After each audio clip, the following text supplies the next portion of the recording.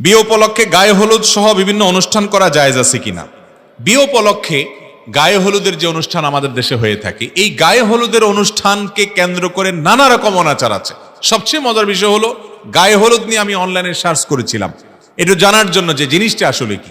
আমি দেখলাম যে কলকাতার অনেকগুলো নিউজ পোর্টাল আছে, হিন্দুদের অনেকগুলো ওয়েবসাইট আছে, অনেকগুলো ব্লগ আছে, বিস্তারিত পড়ার চেষ্টা করলাম। আমি দেখলাম যে আমাদের হিন্দু ধর্মাবলম্বী ভাইয়েরা বা অন্যান্য ধর্মাবলম্বী ভাইদের অনেকের বিশ্বাস হলো যে বিয়ের সময় হলুদ, দুবলা ঘাস, আরো এরকম কিছু কিছু আইটেম আছে, এগুলো কুলোটেলো করে নিয়ে বিশেষ প্রক্রিয়া যদি ইউজ করা হয় তাহলে দাম্পত্য জীবনের সুখ শান্তি আসে।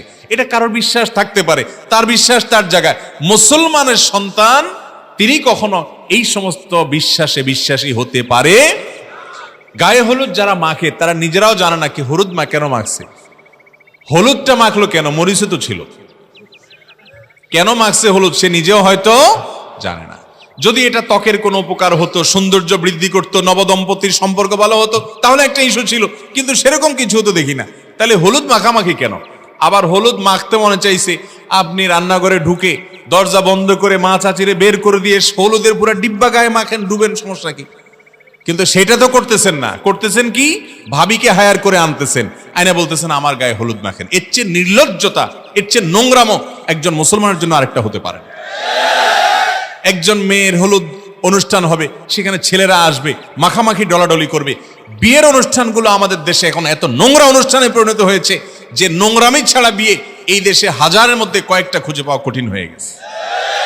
যুবকরা শপথ করতে হবে যে আমার বিয়েতে নোংরামি করতে দিব না। আপনার কি লজ্জা হয় না?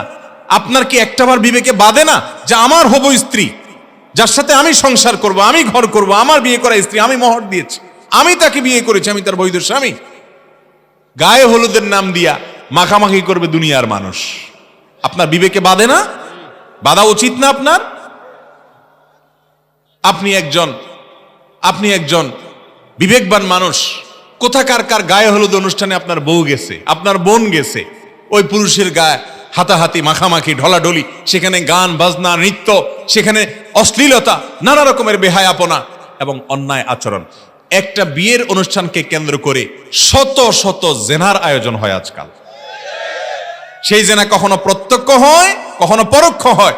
এই জন্য যাদের বিবাহ তাদের দায় এখানে সবচেয়ে বেশি। যুবক, বিয়ের মূল উপাদান আপনি। অতএব আপনি যদি সংগ্রাম করেন, আপনি যদি প্রত্যয় করেন, প্রতিজ্ঞা করেন যে আমার বিয়েকে কেন্দ্র করে এসব অনাচার আমি হতে দেব না, দুনিয়ার কারোর বাপের ক্ষমতা নেই সেটা করার, ইনশাআল্লাহ। আপনারা নিয়ত করবেন না ইনশাআল্লাহ? বিয়ে জীবনে তো বারবার করবেন না, একবারই করবেন বেশিরভাগ মানুষ। এই একবারের বিয়েটা ফ্রেশ হোক, ঝামেলা মুক্ত হোক, গুনাহ মুক্ত হোক। গুনাহ মুক্ত বিয়ের সংকল্প করবেন তো ইনশাআল্লাহ? গুনাহ মুক্ত বিয়ের সংকল্প করবো। আল্লাহ আমাদেরকে তৌফিক দান করুন। অনেক মুরব্বীও ইনশাআল্লাহ বলছেন, আল্লাহ মুরব্বীদেরও তৌফিক দান করুন।